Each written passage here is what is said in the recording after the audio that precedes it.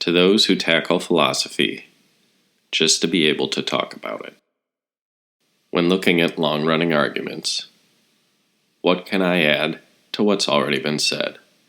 If I am vain, however, and want to impress people, especially at a party, I can catalog exactly who said what. And Chrysippus has written splendidly on the subject in the first chapter of his book on possibles. Cleanthes devoted a whole treatise to the topic. Archidemus too. And then there are Antipater's contributions, not only in his book on possibles, but in his special monograph on the master argument. Haven't you read it? No, I have not. Oh, read it, by all means. And what will he gain by reading it? He'll just be harder to shut up than he already is. I mean, what did you gain by reading it? What opinion did you formulate on the subject? In literature, too, it is no great achievement to memorize what you have read while not forming an opinion of your own. In ethics, we do the same thing, only it's much worse. Tell me what's good and bad. Everything can be classified as good, bad, or indifferent. The virtues and the things that share in them are good. The vices and what shares in them are bad. Everything in between is indifferent, like wealth, health, life, death, and poverty. What is your source for that? Hellanicus says it in his book on Egypt. Think about that answer. I mean, how is this any different from saying Diogenes or Chrysippus or Cleanthes says so in their ethics? Have you evaluated what they have said or made up your own mind about it?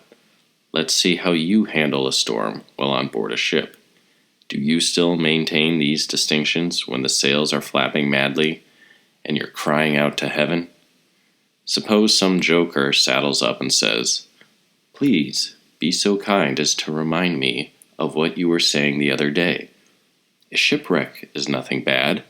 That was it, wasn't it? And doesn't have anything bad about it." Aren't you inclined to grab an oar and brain the man with it? Why are you tormenting me, pal? We're about to die, and you come along offering nothing but jokes and ridicule? If the emperor summons you to answer a charge, do you remember these same distinctions when you show up pale and shaking? Suppose someone comes up to you and says, "What are you afraid of, friend? What significance does this accusation have for you? After all, it isn't virtue or vice that Caesar hands out in his chamber." Why do you have to add to my troubles with your sarcasm? Tell me anyway, philosopher. What are you scared of? You're only in danger of death, prison, torture, exile, or disgrace. That's all. Are any of these vice? Or is there anything vicious about them? What did you personally used to call such things? Why are you pestering me, pal? My own evils are enough for me. Evils is right. You have enough evils in the way of hypocrisy, cowardice, and the moral pretension you affected while sitting in the classroom, dressed up in borrowed colors. Why did you used to call yourself a Stoic? Just pay attention to the way you behave, and you will discover the school of philosophy you really belong to. You'll discover that the majority of you are Epicureans, or people that are devoted to sensual enjoyment, especially that derived from fine food or drink. A few Peripatetics, or Aristotelians, but these are grown soft. After all, where should we look to prove that, in actual fact, you regard virtue as equal to, or even more important than everything else? Show me one Stoic, if you know one.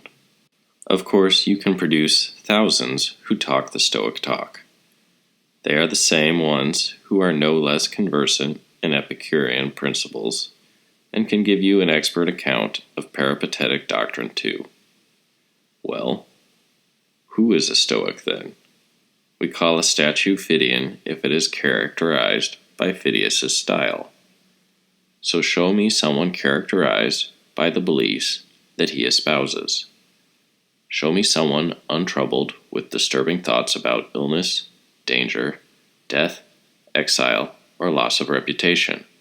By all the gods, I want to see a Stoic. Okay, you may not know of one perfectly formed. At least show me someone in the way of becoming one. Somebody pointed in the right direction. Do me this one favor. Don't grudge an old man the sight of something he has yet to see. Do you plan to show us the Zeus of Phidias, or his Athena? Objects made of ivory and gold? It's a living soul I want one of you to show me. The soul of a person willing to work with and never criticize either God or a fellow human being. One who will never fail or have experiences he does not want, but who will never give in to anger, jealousy, or the desire to dominate others.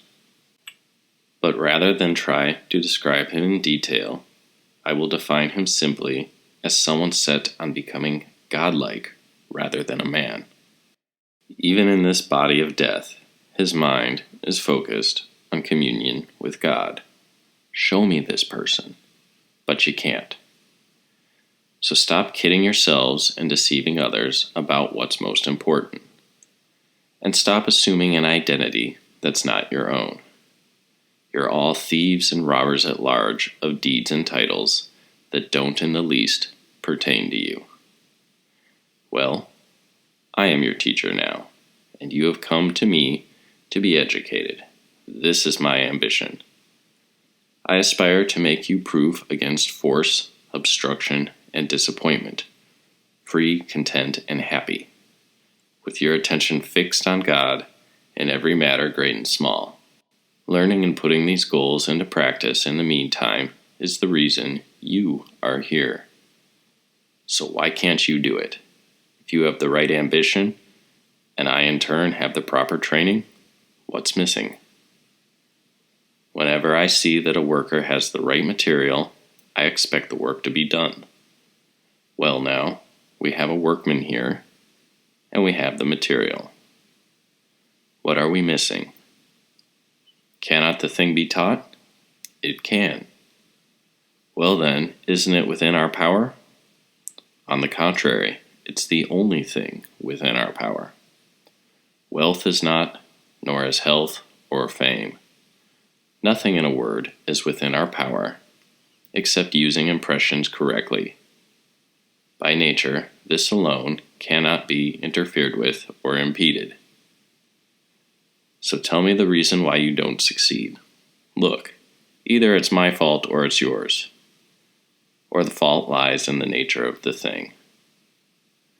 But since the thing itself is manageable, and alone is within our power, it follows that either I'm at fault or you are, or more likely, that we both must share the blame. So what do you say? Are you prepared at last to get down to business? Let's make a fresh start. Just begin, believe me, and you will see the truth of what I've been saying.